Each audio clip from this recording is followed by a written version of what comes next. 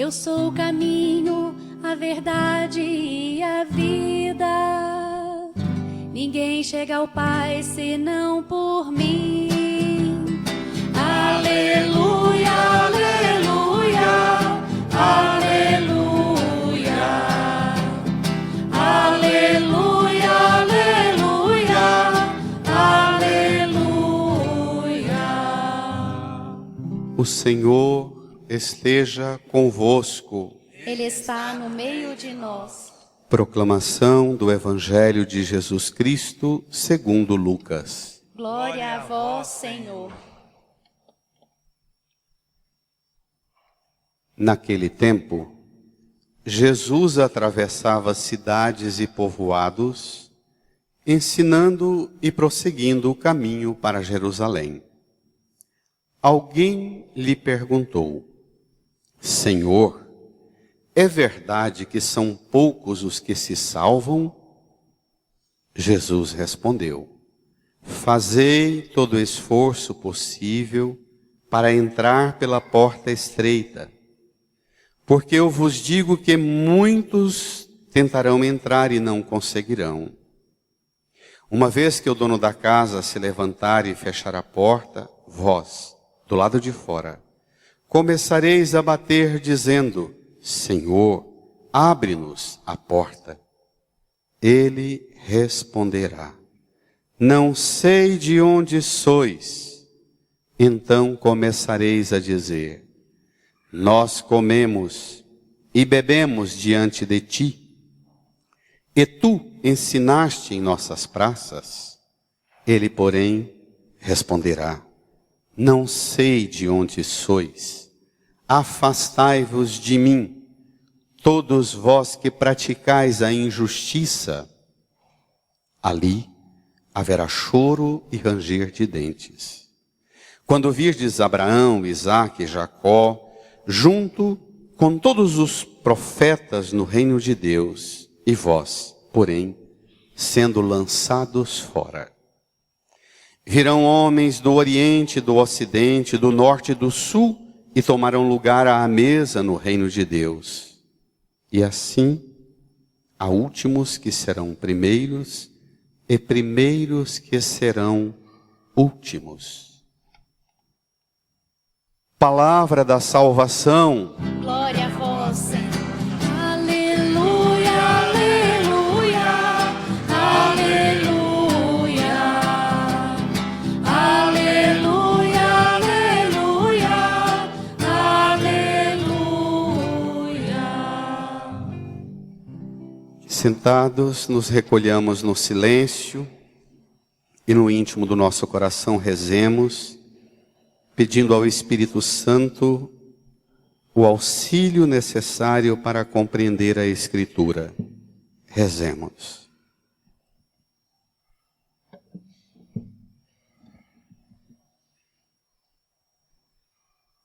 Amém.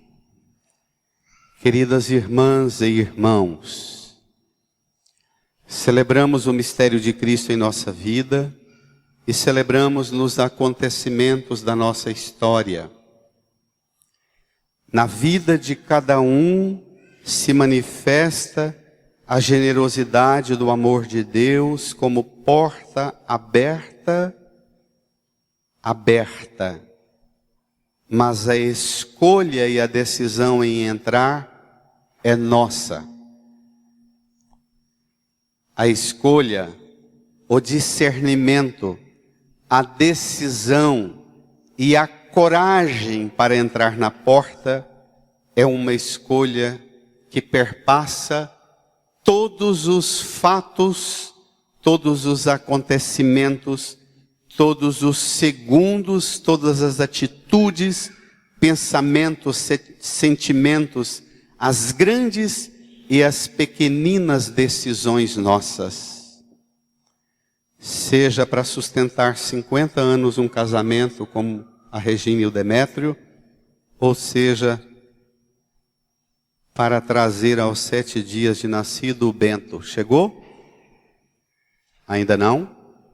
Levanta, mostra o menino aí para nós.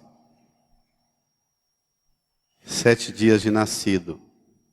Tragam aqui. A porta é essa escolha. Vamos ao Evangelho. Tomem comigo o número 9 do seu folheto. A mãe vem junto, a mãe está aí. Tomem comigo o número 9 do seu folheto. Vamos acolher o Bento. Não pode correr muito, que está com 7 dias de nascido. A gestação inteira foi vindo à missa.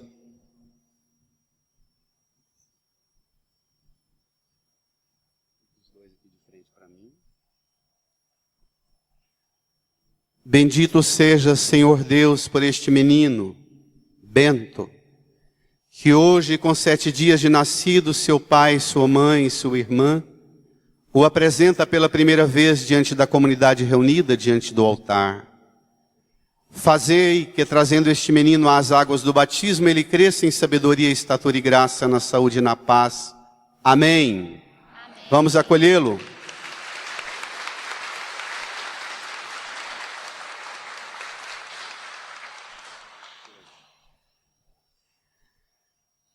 Esse caminho é escolha. Esse caminho de esforçar-se pela porta estreita é decisão que a gente toma mediante as fragilidades de um parto, de um resguardo. Vamos ao Evangelho. Lucas capítulo 13, versículo 22 a 30. Naquele tempo, Jesus atravessava cidades e povoados, ensinando e prosseguindo o caminho para Jerusalém. Essa introdução ela é importantíssima. Lá no capítulo 9, o evangelista Lucas disse assim: então Jesus tomou a firme decisão de partir com os seus para Jerusalém. E do capítulo 9 até aqui o capítulo 3, Jesus já parou a multidão e os discípulos e disse: atenção, chegando em Jerusalém eu vou ser rejeitado, perseguido e morto, no terceiro dia vou ressuscitar. Isso foi um banho de água gelada na multidão, nos discípulos. Jesus aqui prossegue, passando pelos povoados e aldeias, indo para Jerusalém. O clima não está nada bom. Capítulo 13. Entramos na metade do Evangelho e a tensão vai se consolidando no seguimento de Jesus. A turma que o segue está frustrada. Saíram seguindo Jesus numa expectativa, e no caminho Jesus entrou com uma conversa atravessada, que pôs em crise a expectativa que tinha no começo do segmento. Deixaram tudo para segui-lo, impressionados com seus milagres, prodígios e com sua pregação. E agora ele fala em cruz. Fala em cruz e ainda tem uma avaliação péssima da parte de quem o segue. Vamos ver? Versículo 23. Alguém lhe perguntou: Brada? Senhor, é verdade que são poucos os que se salvam? Aqui não é uma perguntinha pura e inocente de uma criança falando com o papai e a mamãe. Aqui é uma pergunta toda carregada da ferrugem da maldade. Aqui é alguém provocando Jesus e avaliando a caminhada dele, dizendo: tanto esforço para poucos se salvarem, para que isso? Vocês, pais e mães, que já lutaram com seus filhos e agora com os netos, para caminharem na fé, dizem assim: mãe, pai, você se dedica tanto, mas o resultado dessa religião sua é tão pouco na vida da gente, a gente não vê, para tão pouco. A gente vê tanto esforço seu em rezar, tanto esforço seu em ser honesto, em ser correto, em ser humilde, em ser manso. Tão pouco, para tão pouco resultado. Aqui tem uma coisa impressionante nessa intervenção. O texto diz que Jesus está ensinando e alguém intervém no ensino. O ensino de Jesus é para dizer que a salvação chegou, o reino de Deus está próximo, convertei-vos e crede no Evangelho. Você pode entrar nele. E alguém diz, que gracinha, o senhor prega isso, mas são poucos os que se salvam. Dessa multidão que te segue, não vai sobrar quase nada. É verdade? É uma provocação. Irmã, irmão, também nós, de tempo em tempo, fazemos algumas provocações a Deus. Também nós, de vez em quando, olhamos para Deus e dizemos, tão pouco resultado, Senhor. Tão pouco resultado. Mas que resultado quererá Deus para a nossa vida? O que é uma vida de fé, uma vida de resultado? As religiões e as igrejas que dominaram e dominam as massas hoje, as religiões e as igrejas se consolidam apresentando uma prática cultural e religiosa de resultado. E o resultado é, depois que eu passei a vir nessa igreja, que eu passei a dar o dízimo e dar a oferta, o Senhor me abençoou, me honrou, agora é só vitória. E bênção, honra, vitória, é tudo no campo das conquistas das coisas daqui. Tudo. Aqui também é. Sabe o que está por trás da fala desse alguém que diz a Jesus, é verdade que são poucos os que se salvam? Está dizendo o seguinte, porque lá atrás, no Evangelho, a multidão, depois que Jesus fez a multiplicação dos pães, a multidão resolveu levar Jesus para Jerusalém, dar um golpe de Estado no Império Romano e eleger Jesus rei de Israel. Porque a multidão ficou impressionada. Esse cara é tudo que a gente precisa. Multiplicou pão e peixe. Se a gente leva ele para ser rei, nós vamos ganhar a cesta básica para o resto da vida. Renda cidadã, renda tudo. Acabou. Vamos fazê-lo rei. Vamos aclamá-lo rei. E os reis deste mundo, os donos deste mundo, chamam as multidões e seduzem as multidões, propondo-lhes dar tudo. O demônio também. O diabo, quando ele entra em nossa vida, diz o Papa Bento, ele pede tudo, ele promete tudo, te arranca tudo e não dá nada. O diabo, ele promete tudo, te arranca tudo e não te dá nada. Deus não te pede nada e te dá tudo. Porque Deus não dá coisas, Deus dá-se a ti. Ele se dá a você.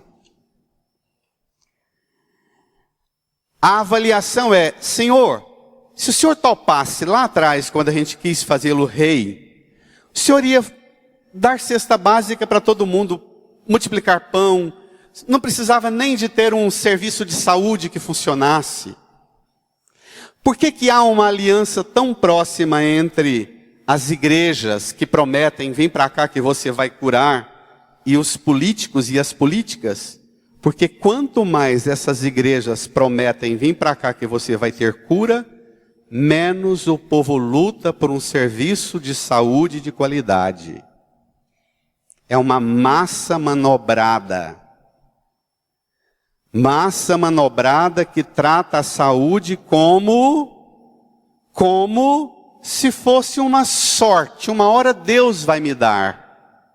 E não como um direito, como uma dignidade.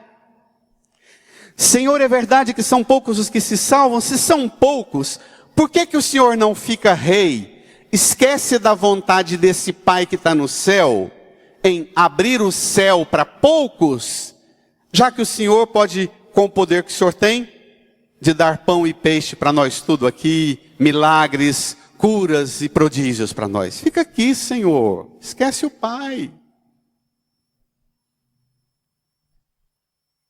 Essa é a provocação mais atual que nós vivemos, que nós vamos ter muita dificuldade para engolir o que vem agora. Vamos ver? Desculpe. A gente tem que pensar aqui que a lógica dos que seguem Jesus, a lógica primeira é a lógica do resultado. Quem são os primeiros que ele chamou para segui-lo? Pescadores. Pescador, quando planeja uma pescaria, a primeira coisa que ele planeja é se é época boa de pescar. Depois, tenta saber notícias se lá na região para onde vai, se está bom de pescaria. Não é? O pescador, ele tem estratégia. Ainda que se ele não pegar nada, ele aproveita comendo e bebendo e descansando a cabeça ou fazendo farra na beira do rio, mas o orgulho do pescador é o peixe nas redes sociais, não é? Vamos lá? Veja. Jesus respondeu, brada. Fazei todo o esforço possível para entrar pela porta estreita, porque eu vos digo que muitos tentarão entrar e não conseguirão. Fazei todo o esforço possível para entrar pela porta estreita. O que é essa porta estreita? A coisa mais perigosa na interpretação dessa porta estreita é o que alguns interpretam essa porta estreita como, ou o fazei todo o esforço para entrar pela porta estreita. Alguns interpretam erradamente, achando que a salvação, a vida no céu, é uma loteria. Que alguns somente entram. Que a salvação não é para todos, é para alguns. Outros pensam que entrar por essa porta estreita é resultado de disciplina religiosa, de rituais e de forma de vestir e de praticar a religião numa forma rigorosa. O pelagianismo que o Papa Francisco falou, você pode entrar depois lá na internet e ver o que é a heresia do pelagianismo, de Pelágio. É acreditar que a disciplina religiosa minha, os meus modos de rezar, garantem a minha entrada no céu. Não é isso não. Fazei todo o esforço possível para entrar pela porta estreita. Essa porta estreita é difícil entendê-la. Não é simples. O que é essa porta? Jesus vai decifrando. Vamos lá?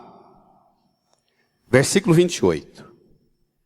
Uma vez que o dono da casa, leia.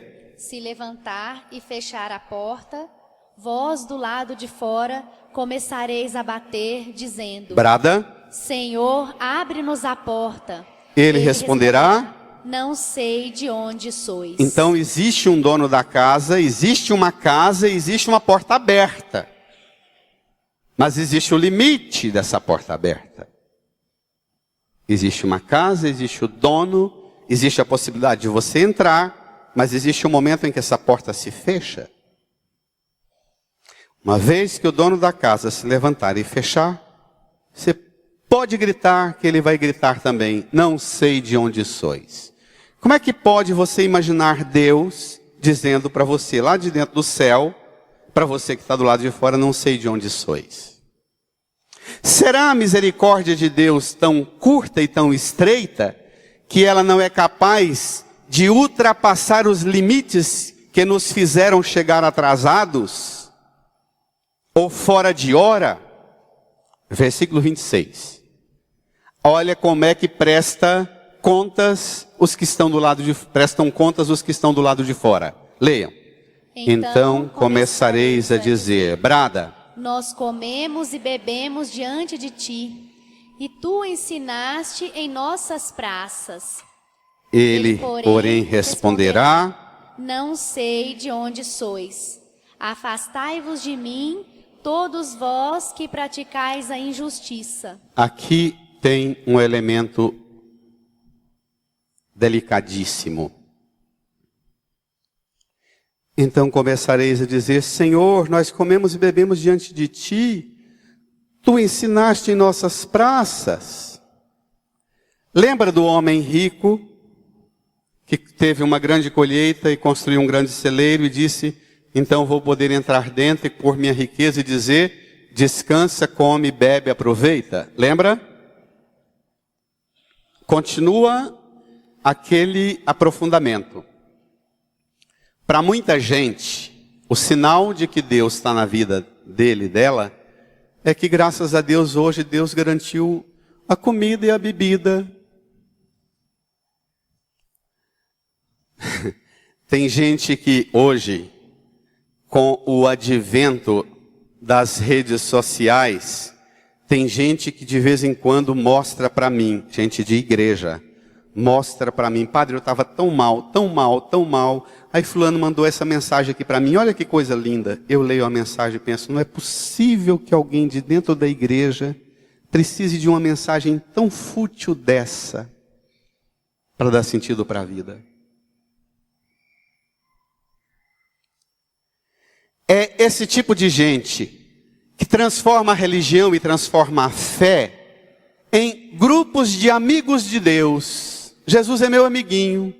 Jesus é um amiguinho que caminha comigo, que lanchou comigo, que multiplicou pão, multiplicou peixe, que comeu do pão que eu assei do pão que ele ajudou a fazer, e a gente fica nisso, aqui. É quando perde Jesus a função de Senhor, e a gente olha para ele como um coleguinha de caminhada, de viagem desta vida, e que sempre que a gente precisou, ele correu atrás e deu para a gente o que a gente queria. Mas nós sempre seguimos o Senhor atolados nas expectativas das coisas daqui. A gente tira da mente a possibilidade do enfrentamento com o limite. A gente põe todas as fichas na relação com Deus, na expectativa das coisas daqui. E Deus o tempo inteiro olha para nós e diz, isso aí passa, e passa rápido, como a erva. A porta é estreita. Sabe por que a porta é estreita? Deus fez essa porta estreita do tamanho e na proporção das coisas que Ele considera importante que irão passar por ela. Só você, mais nada. A sua essência.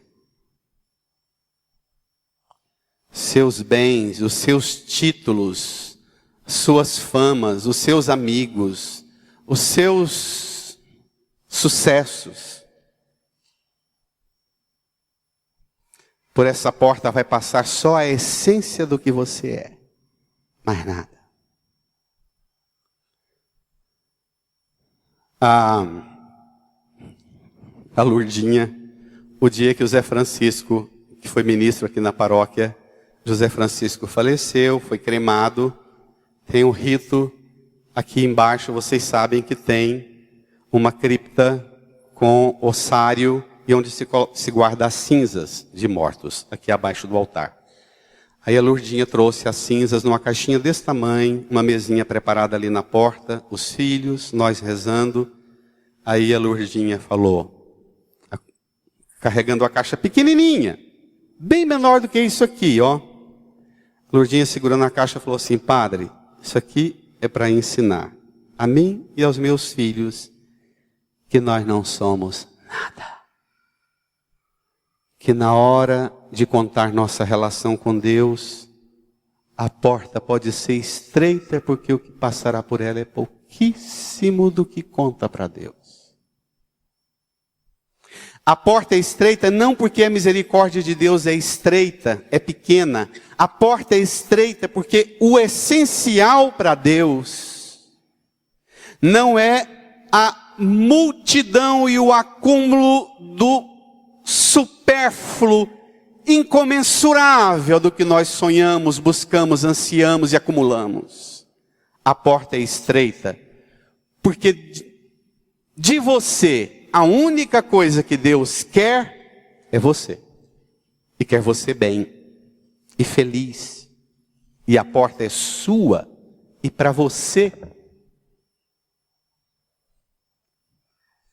E a gente poderia até dizer, não é?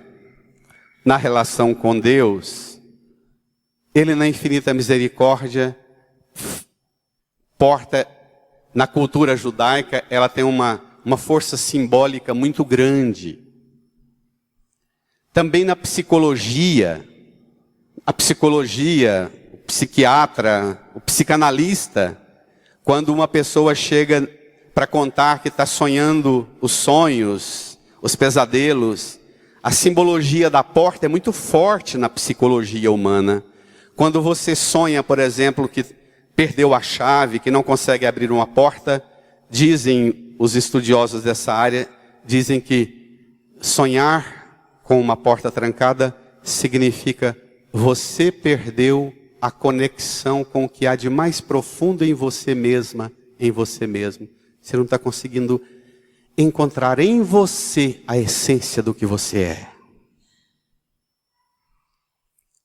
E está assim de gente não conseguindo entrar e conectar-se consigo mesmo. O celular, as redes sociais, conseguem nos pôr em conexão com o mundo, com o planeta, com imagens acontecendo agora na Lua e em Marte, mas não consegue resolver o problema mais difícil nosso, conectar com a essência mais profunda do que eu sou no plano de Deus, no projeto de Deus, no futuro que Deus tem para mim. Essa conexão com a essência do que nós somos pede uma porta pequeniníssima, estreitíssima. Nós não passaremos por ela com o peso de cargas que nós carregamos, nem das melhores e nem das piores coisas. Vamos ver?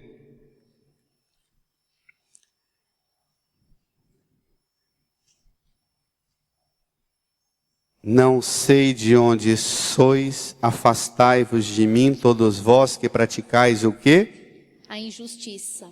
Ai, ai, ai, lá vem um tema delicado para os dias de hoje. Nós estamos vivendo, particularmente no Brasil, uma grande crise com o que é a justiça.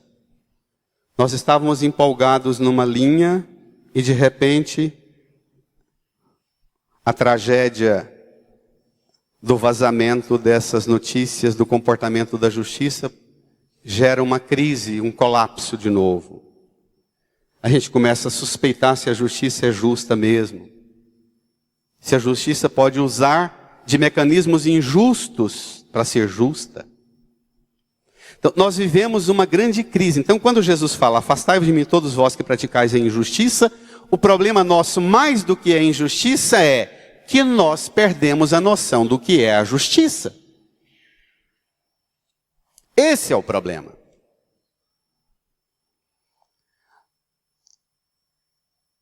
O Papa Bento XVI diz que, fazendo uma avaliação muito bacana, muito bonita, da evolução do processo da filosofia do direito no Oriente e no Ocidente, como a filosofia do direito foi tendo avanços enormes na compreensão do que é a pessoa, o cidadão, a cidade, o Estado, a res pública, todos esses conceitos importantes para nós.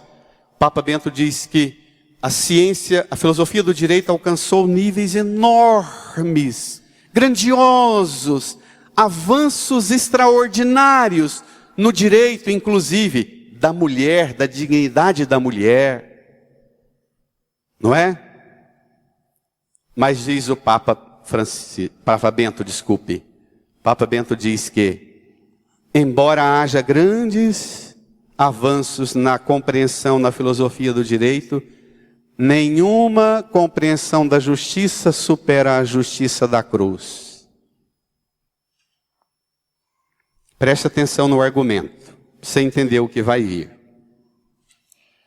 Diz o Papa Bento: a justiça, a ciência da justiça, qual é? O primado da justiça. A justiça se ocupa em dar a você o que de direito é seu, não é isso, justiça? Dar ao outro o que de direito pertence ao outro. Esse é o primado da ciência jurídica. Dar a você o que de direito é seu. Esse é o primado. A cruz tem outro primado. Na cruz, justiça tem outro nome. Na cruz, justiça chama-se amor. E amor não é dar a você o que de direito é seu, o amor da cruz. Não esse amor dos filmes da Disney, de Hollywood, das novelas. Do SBT, da Globo e da Record. A justiça do amor da cruz difere da justiça da ciência do direito, porque na cruz você descobre um outro conceito. No primado da justiça é dar a você o que de direito é seu. E na cruz, Jesus faz outro... Olhe para a cruz. Da cruz, Jesus grita para você que a justiça da cruz é dar a você não o que de direito é seu, mas dar a você o que é meu. Tem diferença?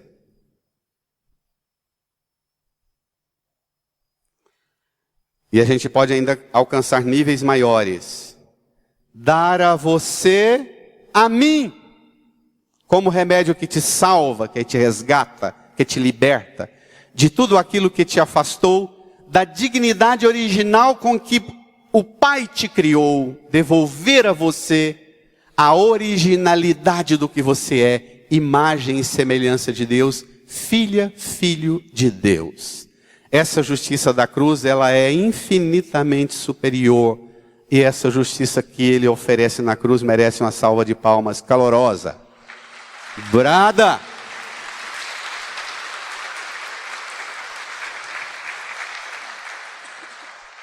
Na cruz, Jesus não é um operário com bandeira gritando pelo direito, dá-me o meu direito, aumenta o meu salário. Na cruz levanta Jesus uma outra bandeira, dar a você o que você não tem direito de reivindicar, porque o pecado que você praticou tirou de você todos os direitos que você tinha naturalmente. Na cruz, ele liga você na conexão com o Pai, pelo poder do sangue dele. Então ele está dizendo que a porta é estreita, ele está dizendo que essa porta é estreita porque essa porta por excelência é a cruz dele. A cruz é por excelência a porta estreita, diz Santo Agostinho. Quando o soldado, vendo que Jesus estava morto, atravessou o lado de Jesus com a lança e tirou a lança e derramou água e sangue, por esta água do batismo, todos nós entramos por essa porta estreita do lado de Cristo traspassado. Dê uma salva de palmas para ele, minha gente.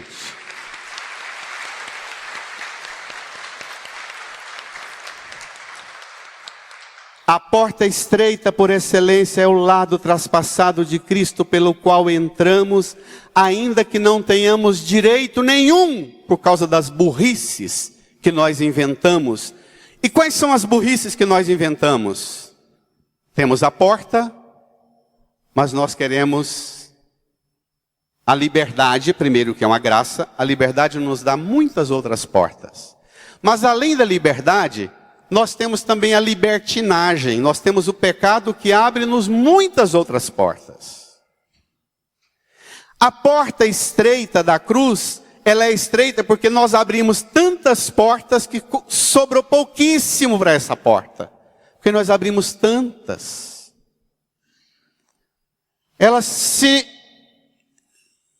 desapareceu no meio de tantas portas que nós abrimos, pela graça da liberdade, mas também pela estupidez do pecado. Por isso é que Jesus não tem medo de dizer: afastai-vos de mim todos vós que praticais a injustiça. Qual é a injustiça que nós praticamos? Hoje, a gente vem à missa e a gente não grita para Jesus: Senhor, nós comemos e bebemos diante de Ti.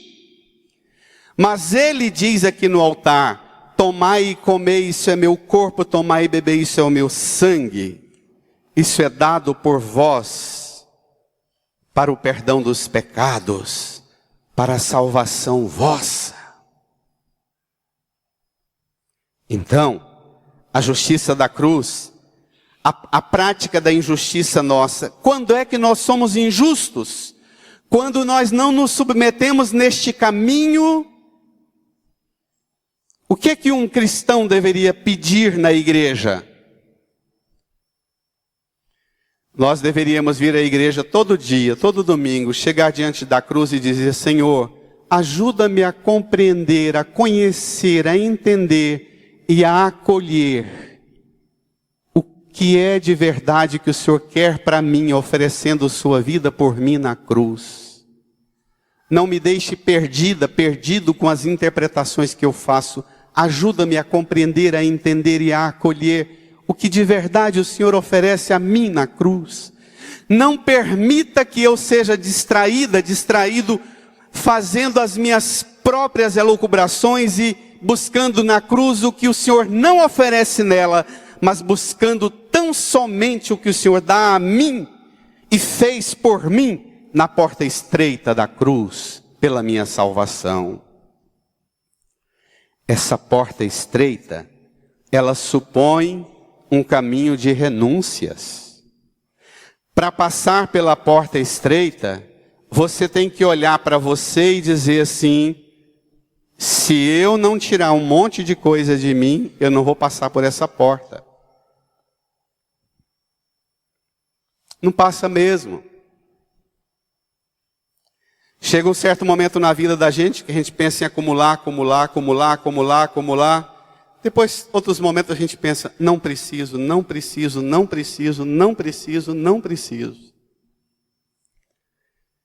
Essa disciplina de olhar para você mesma e ver em você o que é que te atrapalha, o que é que não te ajuda a avançar nesse caminho, para entrar na alegria, na dinâmica do reino, você tem que descobrir. Ninguém vai dar para você. É uma decisão sua, é uma escolha sua. Portanto, fazei todo o esforço, porque você precisa se envolver nessa causa. E essa causa é muito mais do que comer e beber com Jesus. Ser amiguinho e amiguinho dele nas coisas daqui. Tem gente que acha que ela é de Deus porque ela vem todos os anos na festa junina da paróquia, come, bebe conosco, ama essa festa, pronto. Todo evento que tem na paróquia, eu vou lá, como, bebo. Ixi, é minha comunidade, amo aquela comunidade. Mas nunca escuta a palavra, nunca se converte das coisas erradas, nunca busca Jesus, o seu corpo e sangue, e acha que ser amiguinha e amiguinho dos amiguinhos daqui basta. Escravos de uma visão pobre da multidão que segue Jesus e quer dele apenas cesta básica para não trabalhar. Vamos à segunda leitura, porque o trem vai ficar um pouquinho mais forte. Vamos lá? Carta aos Hebreus.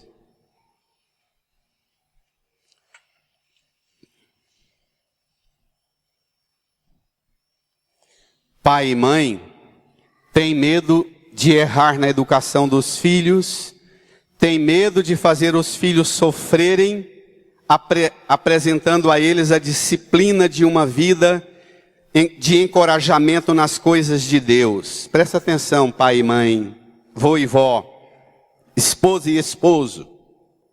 Irmãos, já esquecestes as palavras de encorajamento que vos foram dirigidas como a filhos. 2 pontos. Quais são as palavras de encorajamento? Preste atenção o que é um conceito de encorajamento para a palavra de Deus. Você vai se assustar muito.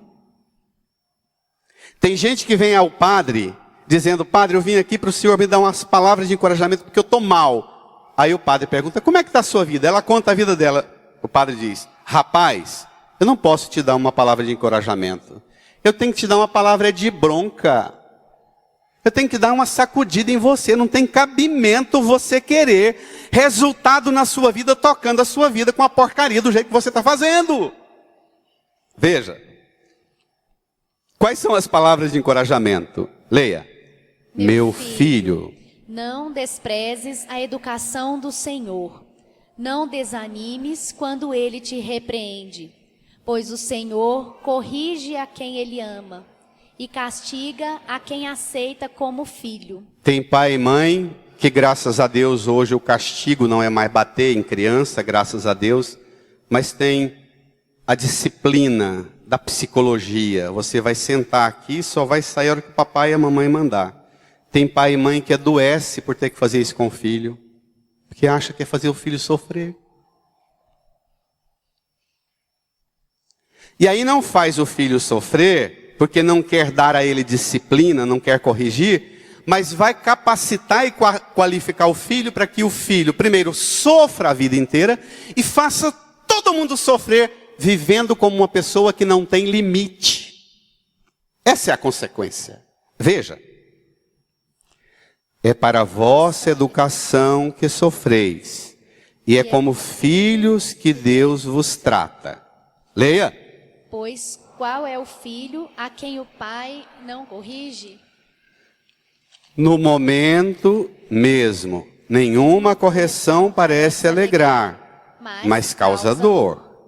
Depois, porém, produz um fruto de paz e de justiça para aqueles que nela foram exercitados. Para ter paz e justiça de Deus, do céu e das coisas de Deus, é preciso passar pela correção, pela disciplina.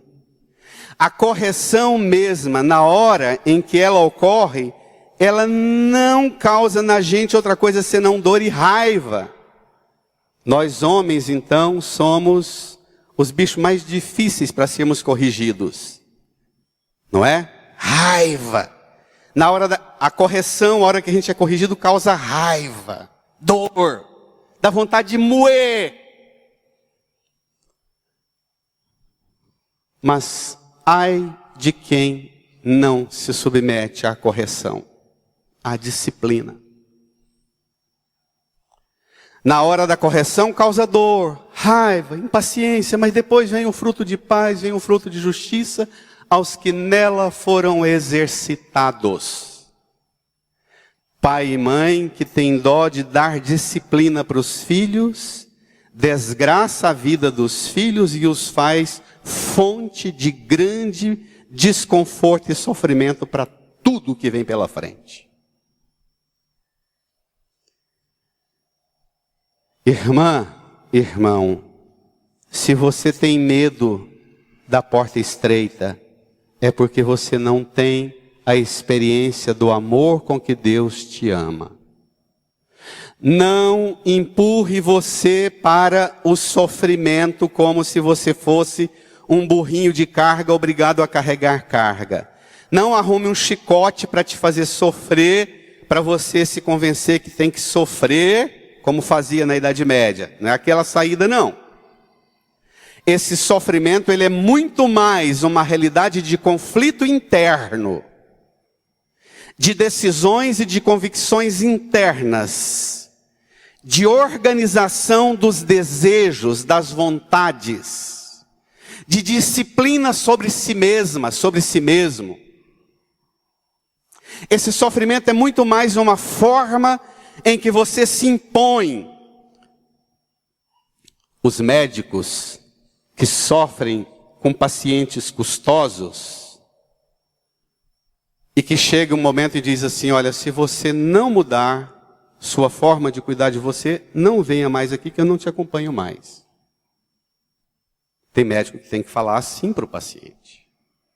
E tem padre que às vezes tem que dizer assim para as pessoas, se você continuar do jeito que você tem levado as coisas, eu não sento mais com você para falar. Não sento. Tá bom. As pessoas precisam aprender que tem limite.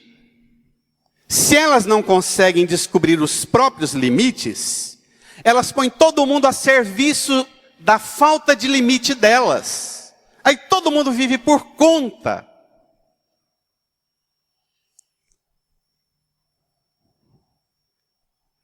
Não tenha medo da porta estreita. Não tenha medo da cruz.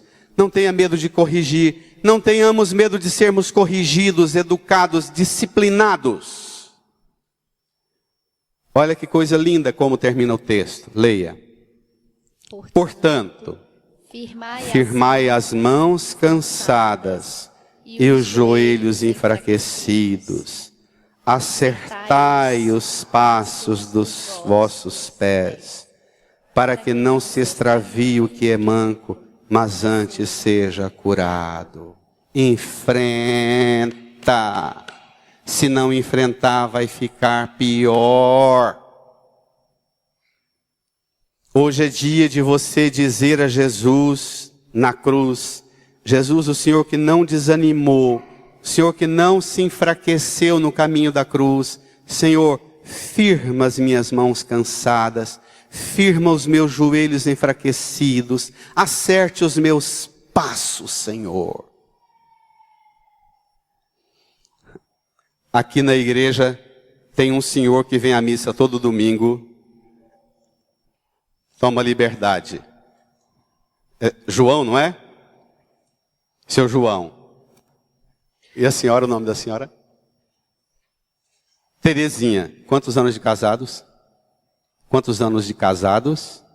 Quantos anos de casados?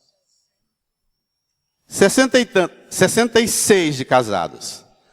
O seu João e a dona Terezinha, quando eu vim para cá, o seu João vinha para a missa com o cuidador dele apoiando nele. Agora ele vem para a missa com a dona Terezinha e o cuidador apoiando para ele vir. No dia dos pais, a filha deles veio me dizer, padre, o meu pai não aceita não vir à missa. O que a gente faz? Eu falei, por que você acha que ele não devia vir à missa? Padre, porque ele quer vir. Ele quer ir na coleta na hora da oferta. Ele quer comungar lá onde deve comungar. Como convencê-lo? Eu falei, empresta seu braço e sua perna para ajudar seu pai a fazer o caminho de serviço a Deus que ele acha. Do jeito que a sua mãe está fazendo e o cuidador estão fazendo. Não é hora de você pôr limite nele, mas põe sua mão, seu pé, seu joelho para ser joelho para o seu pai, seu braço para ser braço do seu pai agora. A gente quer fazer o idoso ir Não, deixa disso. A gente tem que fazer o contrário. Vamos, juntos, caminhemos, avancemos. Não tenhamos medo.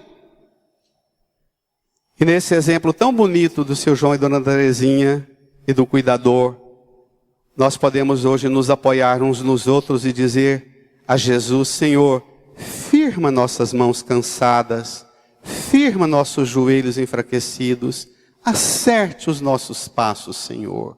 Não nos deixe desviar pelas portas largas e sedutoras que prometem um resultado imediato, mas que não garantem a felicidade eterna que a única porta da sua cruz garante e paga o preço dessa felicidade, Senhor.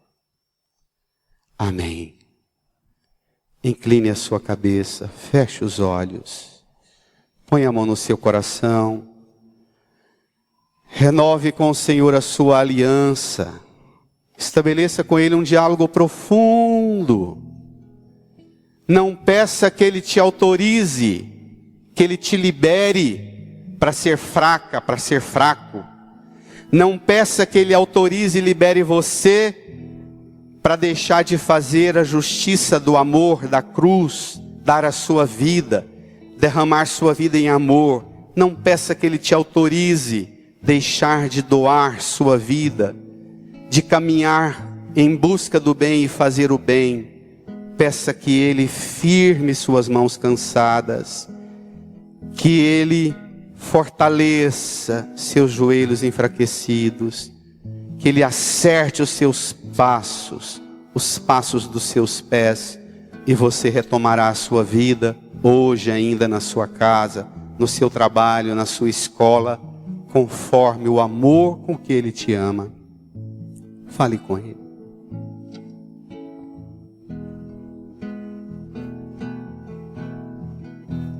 Quero mergulhar nas profundezas do Espírito de Deus e descobrir suas riquezas em meu coração e descobrir suas riquezas em meu coração. Quero mergulhar nas profundezas do Espírito de Deus e descobrir suas riquezas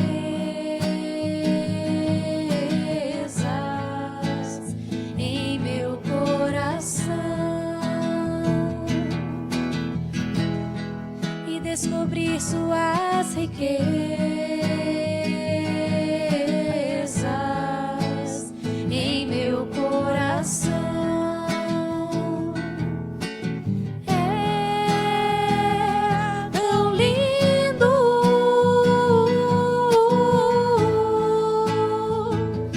tão simples, brisa leve, tão suave, doce Espírito Santo de Deus, tão suave, brisa leve, doce Espírito Santo de Deus. Fiquemos em pé. Estenda suas mãos aqui para a cruz de Jesus. Reze comigo. Senhor Jesus, Senhor Jesus, nenhuma força do mal, nenhuma força do mal, nenhuma força de violência nenhuma força de violência foi capaz foi capaz de vencer de vencer sua mão, sua mão, seus braços estendidos, seus braços estendidos, oferecendo-nos oferecendo a salvação. a salvação. Nenhuma opressão, Nenhuma opressão, nem o peso da cruz nem o peso da cruz impediu impediu o Senhor o Senhor de carregar a cruz de carregar a cruz e derramar sua vida e derramar sua vida pela nossa salvação. pela nossa salvação. Jesus, Jesus, o Senhor é a porta estreita, o Senhor é a porta estreita que no sofrimento da cruz que o sofrimento da cruz abriu uma fresta abriu uma fresta para a minha salvação. para a minha salvação. Devolveu-me Devolveu para Deus para Deus e Deus em minha vida. e Deus em mim. Obrigado, Jesus, Obrigado, Jesus, por seu sangue, por seu sangue, por sua morte, por sua morte, por seus por sofrimentos. seu sofrimento. Eu te peço, Eu te peço, restaura as forças restaura as forças da minha vida, da minha vida, minhas mãos cansadas, minhas mãos cansadas, meus joelhos enfraquecidos. meus joelhos enfraquecidos. Vence, Senhor, Vence, Senhor, tudo que tem tudo que tem me seduzido, me seduzido, me tentado me tentado a desistir a desistir de fazer o bem, de fazer o bem, de praticar a justiça, de praticar a justiça, de viver o amor. de viver o amor. Jesus, por seu sangue, por seu sangue, por sua morte, por sua morte, por sua ressurreição, por sua ressurreição, restaura-me restaura e faz de mim e faz de mim uma fonte do seu amor. uma fonte do seu amor. Põe a mão no coração.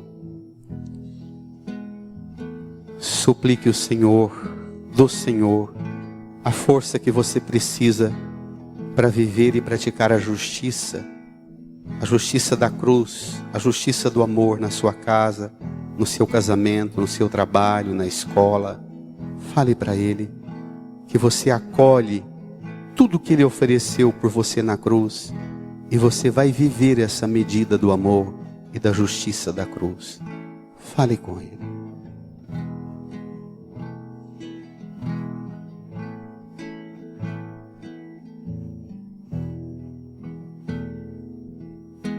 Obrigado, Jesus. Nós te louvamos, te glorificamos, porque o Senhor é a única fonte de restauração para a nossa vida, de salvação para a nossa vida. Obrigado.